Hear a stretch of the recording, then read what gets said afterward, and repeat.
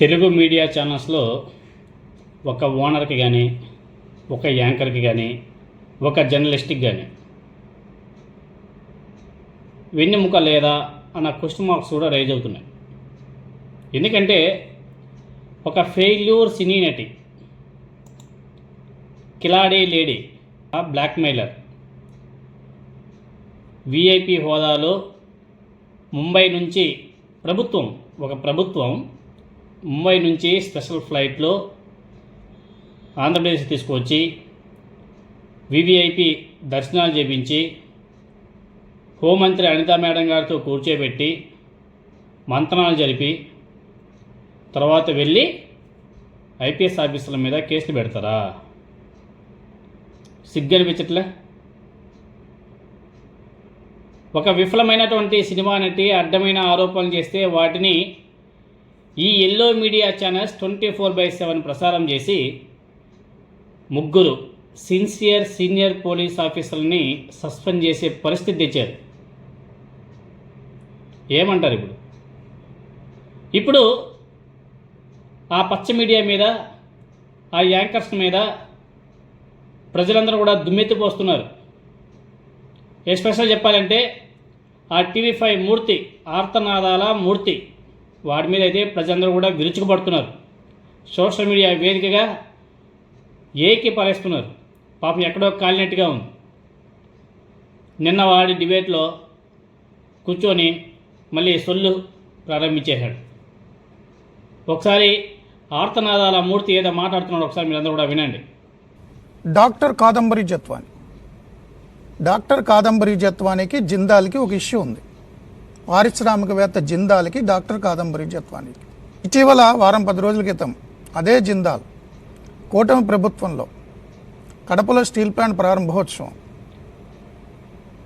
వారం 10 రోజులు గడవలేదు, కాదంబరి జత్వాని మీద అప్పుడు జగన్మోహన్ రెడ్డి గారు పెట్టిన కేసులో ఛార్జ్షీట్ వేశారు. జిందాల్ సీఎంలు కలిసినప్పుడల్లా కాదంబరి జత్వాని కేసులో కీలక మలుపులు ఉంటాయి. జిందాల్ సీఎంలు కలిసినప్పుడల్లా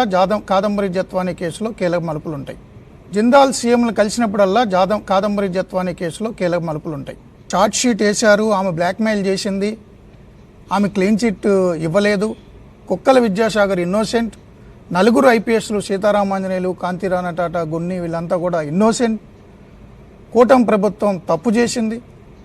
ఒక బ్లాక్మెయిల్ చేసిన వ్యక్తిని ప్రోటోకాల్ ప్రకారం తీసుకొచ్చి దర్శనాలు చేయించి కేసులు పెట్టి కక్ష సాధించి ఐపీఎస్ని లోపలికి పంపింది. ఈ ప్రభుత్వం ఇప్పుడు క్షమాపణ చెప్తుందా? ఆమెను తీసుకొచ్చి ఇంటర్వ్యూలు చేసిన జర్నలిస్టులు ఏం చేయాలి? వాళ్ళని ఉరి తీయాలా?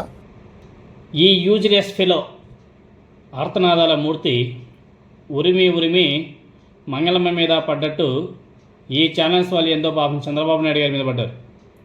ఇలాంటి ఛానల్స్ తర్వాత యాంకర్స్ ప్రజల్ని పక్కదోవ పట్టిస్తున్నారు. వీళ్ళ పాపానికి ముగ్గురు సీనియర్ పోలీస్ ఆఫీసర్లు బలయ్యారు, జైలు పాలయ్యారు, సస్పెండ్లో ఉన్నారు. ఇంకా సిగ్గు లేకుండా ఈ ఆర్తనాదాల మూర్తి బుకాయిస్తున్నాడు, సొల్లు చెప్తున్నాడు. ఇంకా వీడు చెప్పిందే కరెక్ట్నా వేలో మాట్లాడుతున్నాడు. ఛార్జ్షీట్ దాఖలు చేశారు. ఆ పోలీస్ ఆఫీసర్లే తప్పన్నట్టుగా చిత్రీకరించే ప్రయత్నం చేస్తుంది పచ్చ మీడియా. ఇన్వెస్టిగేషన్ చేసిన ఆఫీసర్లది తప్పే, జైలుకి వెళ్ళి బయటకు వచ్చేటువంటి ఆఫీసర్లది తప్పే. అదేవిధంగా పోస్టింగ్ ఇవ్వకుండా కూర్చోబెట్టి సస్పెండ్ చేసి కూర్చోబెట్టినటువంటి ఆఫీసర్లదే తప్పని చెప్పేసి మాట్లాడుతున్నాడు ఈ ఆర్తనాదాల మూర్తి. అంతేకాదు చంద్రబాబు నాయుడు గారు అదేవిధంగా జిందాల్ గారు మొన్న కడపలో మీటింగ్లో కలిస్తే ఆ మీటింగ్ తర్వాత జరిగిందే ఇవన్నీ కూడా అని చెప్పేసి ఆర్తనాదాల మూర్తి బుకాయిస్తున్నాడు. చంద్రబాబు నాయుడు గారి మీద మండిపడుతున్నాడు. కూటమి ప్రభుత్వాన్ని ప్రశ్నిస్తున్నాడు. సిగ్గు లేకుండా మాట్లాడుతున్నాడు.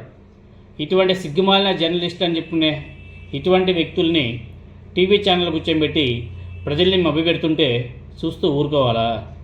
వీడు లాస్ట్ ఒక మాట అన్నాడు, ఇటువంటి యాంకర్లను ఉరి తీయాలా అని చెప్పేసి మాట్లాడాడు. నిజంగా చెప్పాలంటే ఇటువంటి యాంకర్లు ఉరి చేసిన పనిలా ప్రజాక్షేత్రం నిలబెట్టి అదే చేయాల.